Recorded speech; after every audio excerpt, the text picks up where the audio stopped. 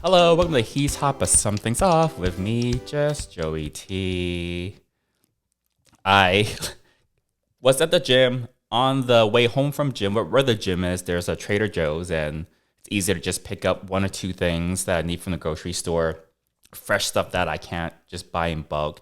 And every 2 or 3 days, I get a pack of chicken thighs because I eat so much chicken. And I just got home from the gym early in the afternoon. It was in a little grocery bag, a reusable grocery bag that I keep in my gym bag all the time so I can buy things at Trader Joe's and have a way to carry it home. And I went up and did something for 2 hours, and I walked back into the kitchen or the dining room. I left it on the dining room table. Did something for 2 hours, walk into the dining room, past the table, and then it was like, shit, I left the chicken just sitting on the dining room table, not refrigerated, for 2 hours when I got home. So, yeah, stuff like that happens. So we got chicken, and then we got some non-dairy cheese because I'm not doing dairy anymore. Anyways, great way to kick off the podcast. What I thought I try to do, and I kind of did this last time on the last episode of the podcast, is I'll start off talking about some sort of gay cruise topic for the first half of the podcast, first half of the episode. And then I'll talk about some other thing for the second half. So we kind of get the cruise advice and cruise convos that a lot of you have said you liked. And I can talk about my other non-cruise stuff after that. So one cruise topic I do want to talk about is the perception of the type of guys that are on a gay cruise. So, especially on the internet, on the comment sections everywhere, once in a while you'll get a comment that says it's all just roided up guys, muscle gym bunnies that go on to these cruises. There's no diversity, blah, blah, blah. Along those lines, I try not to embroil myself in too many comments usually, so I don't read many comments to start, so I don't know the typical wording, but I know enough and I've heard enough from other people to know that that's the gist of some of these negative comments. If it's a YouTube video about a gay cruise or anything like that, basically saying it's just young muscled up gym bunnies, or it's just quote unquote hot, pretty young people, those are subjective, by the way, that are on these cruises. And it's always, you know what? None of those people that make those comments have been on a gay cruise. To be just straight up T. Because anyone that's been on any gay cruise, any of them, and unless they lock themselves in the cabin for the entire duration of that cruise, or maybe they're blind, I don't know, they're just not speaking from firsthand experience or from any sort of research facts. So it's just their perception of who goes on these cruises. Now, I can see how someone who's probably not so on board and doesn't really like that type of event, that type of, the gay cruise idea, concept, if they're not on board to begin with, and they're just negative and spiteful for whatever reason, I think it's easy for them to latch onto some of the photos and videos that are out there, the Atlantis marketing photos, for example. If you ever notice the Atlantis marketing, all the images they use, there's a very particular style that all the photos are photographed in. And there's a certain range of guys that are featured in them, right?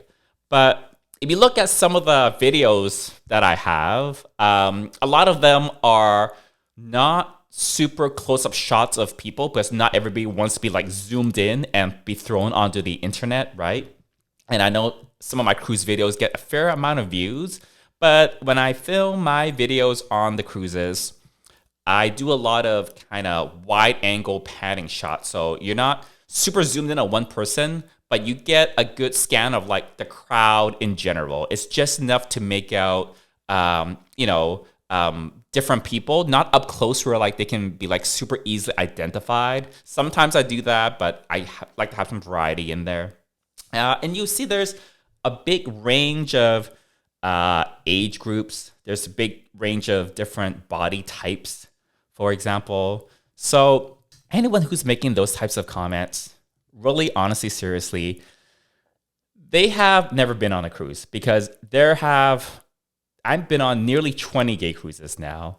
And David Lamb, who's a frequent guest on this podcast, he's been on more than me. He's well into the 20s, if not closer to 30 by now. We know lots of people that go on these cruises. If you watch any of my videos, cruise videos were the ones that are filmed on board, the after movies, if you will, you see I have friends that I'm talking to that are in the videos that I talk to, that I'm like dancing with, partying with, hanging out with, doing things with on the cruises. And we're like not just cruise friends, like we're also friends like outside of those cruises. And those people keep going back as well. And all these people that are like my actual real life proper friends will all back me up in saying it's not just quote unquote like young, muscled up, whatever, pretty boys, to borrow a phrase, that those are not the only type of people that are on the cruise. So there are people that are from their 20s, barely legal age, all the way up to people that are in their 70s, okay, that are on these cruises. Depending on the cruise that you go on, you don't get the exact same distribution.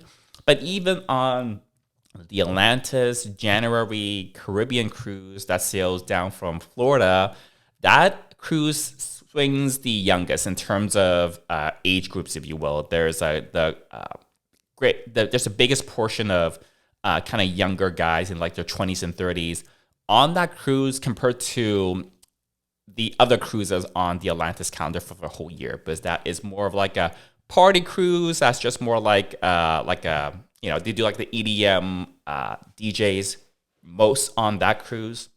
There's something for everyone. That cruise tends to swing a little bit younger. It's a little bit more focused on like the parties, so it therefore attracts a younger crowd. But even on that cruise that swings, the youngest, not that everyone on there is young per se, there's still lots of people in their 40s, 50s, 60s, into their 70s on that cruise.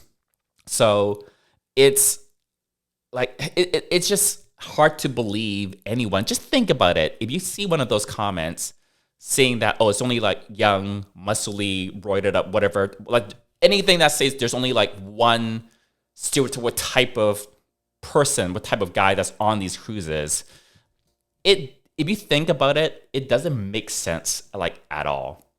Like that person is just, I don't know, mad that they can't or don't. I don't know what their problem is. I'm not here to analyze people's problems, to be really honest. But if you think about it logically, it doesn't make sense that we can find like 4,000 or 5,000 photocopies of some like generic LA plastic to go on these cruises.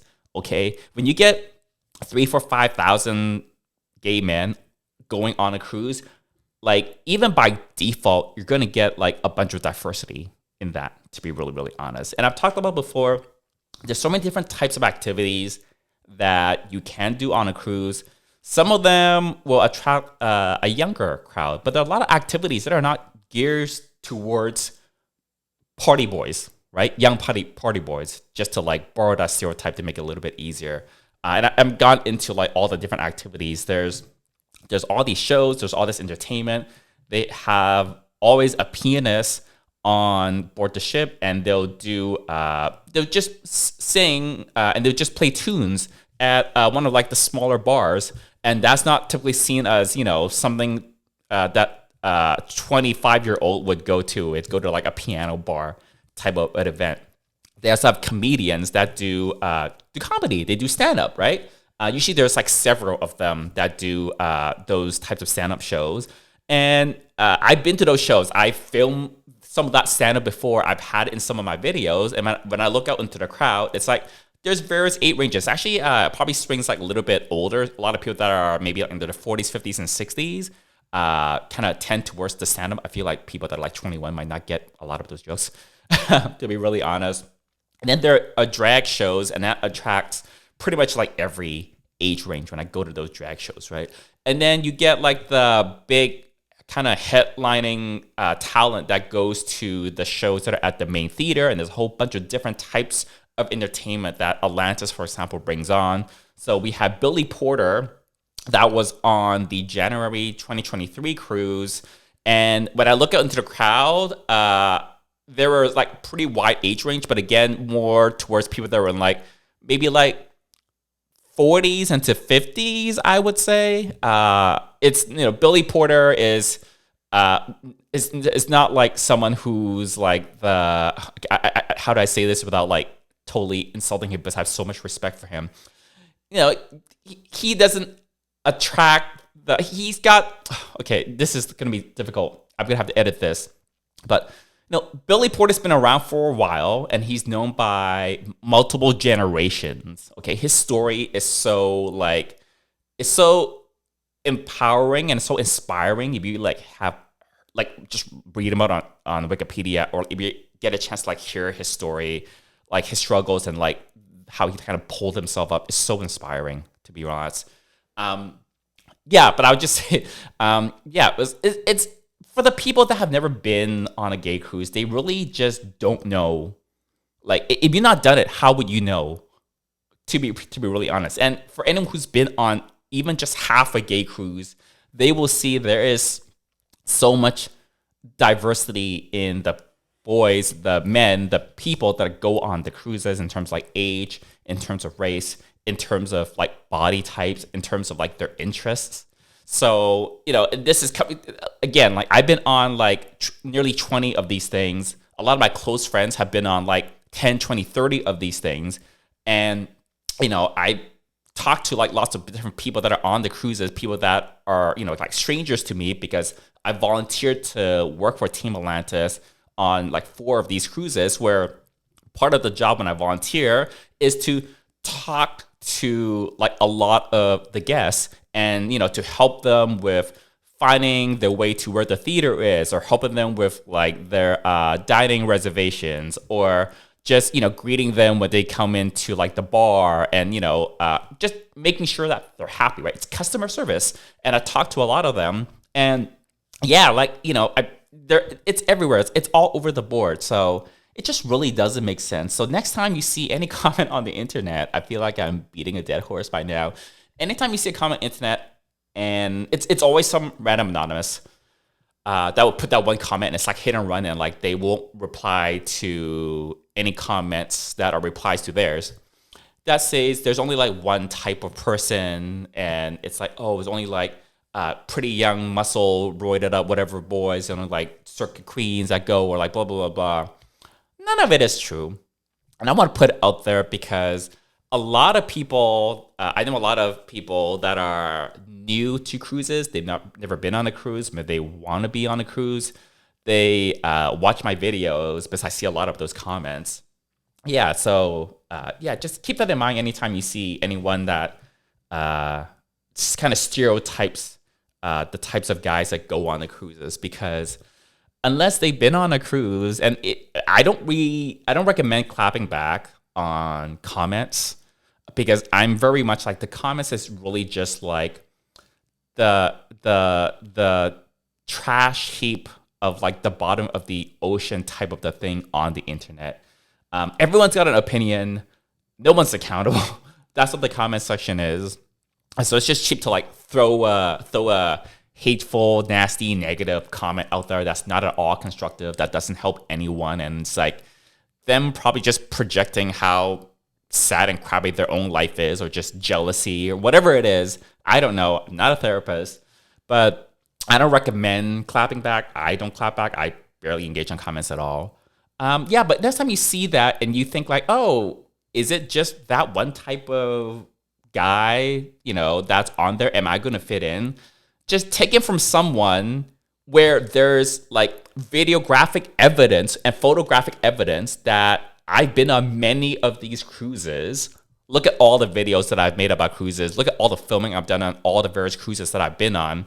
And there's also video proof that I volunteered to be part of Team Atlantis on multiple of these cruises. And by the number of cruise videos I put out, you can see how many cruises I've also been on. Take it from someone who's proven to have been on many of these cruises to tell you and set the record straight, there is a lot of diversity in the type of people that go on these gay cruises. So there's really not just like the one type of guy. Cool. I feel like this, my point could have been gone across in like, I don't know, 2 minutes, and I've been talking for like 15. Anyways, well, if you didn't want to listen to the podcast, you don't have to be here. Okay. Let's switch the topic a little bit. We'll get off the gay cruises. Speaking of comments, something I just found, I wasn't upset by this, but I found very interesting, was I do look at the comments for this podcast on YouTube, because I've multiple times in the past have said, oh, if you have some feedback, leave them in the comments on YouTube for the different episodes of this podcast. And I didn't get a lot of comments, but there's only 3 of you listening or watching this, which is fine, whatever. Like I said, I do this for fun, to have a way for me to just talk into the ether, because my friends are sick of me talking all the time. But on the episode 2 weeks ago, which was, by the way, that's the one that was age restricted on YouTube, so you can't just search for it. It won't just come up on your feed on YouTube. You have to go to my channel and look up my uploads to get to that one, and that was episode 38, and that one is age restricted because we talked about sex and orgies and that kind of stuff. David was on that one. And then I just found this really interesting. It made me laugh. Someone commented, and obviously this is some random person some random person on the internet. You and David are getting older faster than you think. No more pick and choose your sex. You can only take what you can get at the parties or anywhere else. You can never go back. I found that so funny, because what makes you think we ever had the quote unquote privilege to like walk into a party and be like, you, I want to have sex with you, like to pick and choose? Like, that's such a elitist way of thinking. Like, it didn't even like process for me. Like, when I first read it, it's like, who gets to pick and choose? Like, no one. Unless you're like, I don't know, like people don't get to pick and choose. There's such a warped sense of reality that you think anyone can walk into a function and pick and choose who they want to have sex with, and those guys would just automatically be like, oh my God, yes, I'm so thankful that you picked me. Please have sex with me. No, this sounds like a 12-year-old kid. I don't know. This sounds like someone who's not an adult, someone who doesn't know how, lacking social skills, homeschooled. I don't know. I'm taking some jabs here, but I just honestly find it funny, because no one gets to pick and choose. Who gets to pick and choose? No one. It's like, it's such a weird concept that you think anyone thinks there are people out there that are like, that can just walk into a place and be like, oh, unless you're like Scarlett Johansson or something, right? Even Scarlett Johansson wouldn't walk in the room and just be like, it blows my mind that I was laughing out loud when I first heard this, because the concept is so ridiculous. And then there was someone that agreed and said, LOL, do you think they really have much choice now? It's like, I don't know. I don't know why people think me and David are, that implies that me and David, we're like desperate for sex, and then we have problem finding people that would find it sexually attractive. Not that's anyone's business, but I'm doing okay. I'm not like, like the youngest, hottest thing out there, but like, I don't really think anyone should think of themselves as like the youngest, hottest thing out there and be able to like whatever pick and choose. I feel like that's such a turn off for me, honestly. And there's another person that clapped back at the people that would be like, more sex than you ever have, blah blah blah. Anyways, I find it interesting. I'm not offended by it, because I really don't care about comments. It's not like it's not really like a personal attack. But yeah, for I know, it could be like a bot on the internet. Bots. When I see something on the internet, I don't know if it's a bot or AI or a real person anymore, unless it comes from like a verified account. Even sometimes when it's a verified account, there's this whole scandal going on in the media how there's certain editorial style websites where AI have been writing and generating a bunch of their articles unbeknownst to the reader. Like maybe it's hidden away in the terms of service or something like that. So you're reading something that you thought, oh, it's got an author's name on it, or like it doesn't say that it was AI generate anything, and you thinking a real person wrote this review of like, I don't know, a keyboard or whatever the thing is. And then it turns out like, oh, it was generated by AI. So anyways, yeah, I just found the comment funny because I don't know. Like, I don't, to me, guys that generally think they're super hot or whatever, and I don't really know. Like, I don't really know how people think of themselves. Like, does anyone really know how other people think of themselves in their head? Like, I can see, like, I was at a party a couple of nights ago for the long weekend. It was President's Day weekend in the US. And yeah, I know, like, we were at a circuit party. And then, yeah, there's like a bunch of guys, right? And the way I see it is looks are subjective. If you're Henry Cavill, I mean, that's like a very like kind of sort of quote unquote universal type of like attractive, if you will, right? But that's like the 0.01%. He's very blessed, probably rich, good for him. But that aside, when you are in a crowd of people, right, like a circuit party, for example, you look out into the crowd.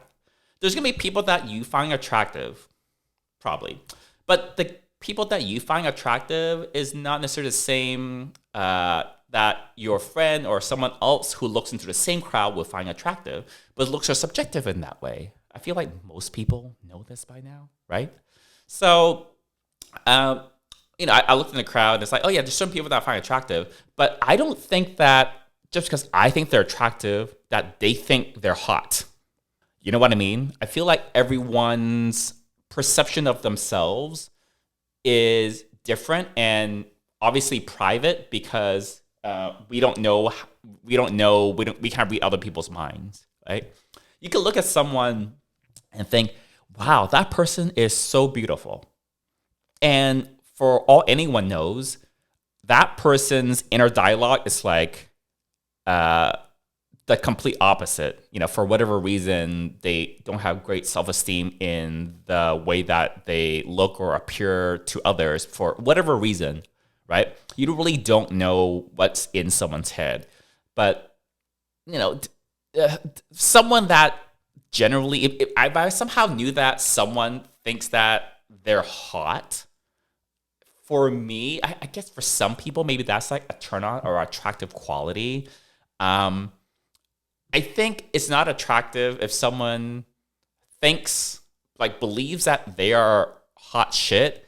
And the key is if they also expect other people to kind of like by default automatically also think they are like super hot. You know what I mean? It's almost like hot privilege, pretty people privilege kind of a thing. Because there's no humility there. It's kind of like, yeah, I'm so hot, people should want to sleep with me, and like the fucking pick and choose thing, right? So that's like really weird. But we never know. Like I look into the crowd of people and like, oh yeah, there's some guys that I think are physically maybe very attractive, but I don't know what they're thinking in their head, whether they think they're like the hot shit and they can pick and choose, or maybe they've got a very different, even negative self-image, right?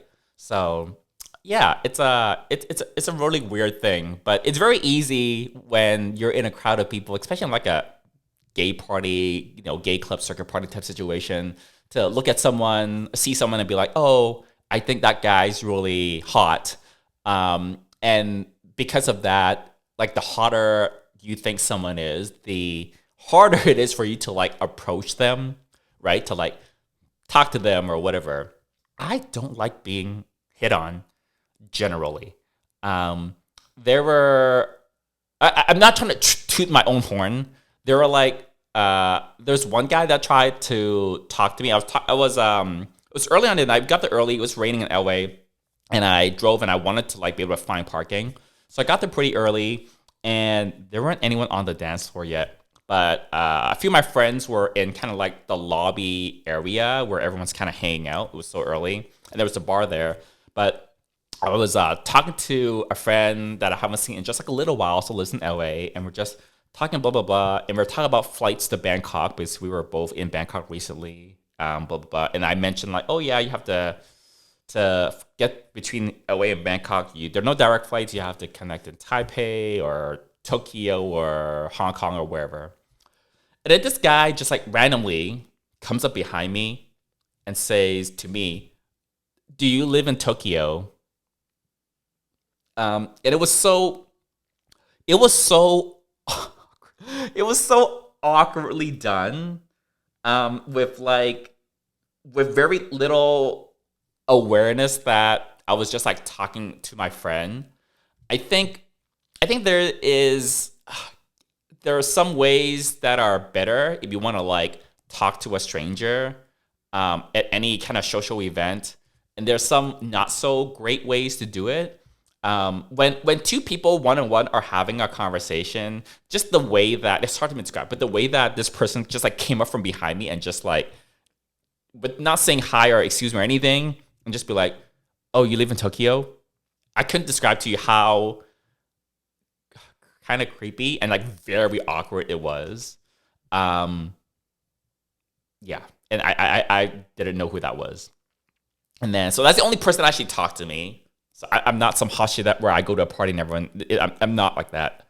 And then later on, a little later in the night, dance floor starting to fill up a little bit slowly, and I was dancing with a couple of friends. And then I was just like dancing to the music. When I'm dancing to the music and stuff, I'm just like dancing. I'm not really like thinking about that much, honestly.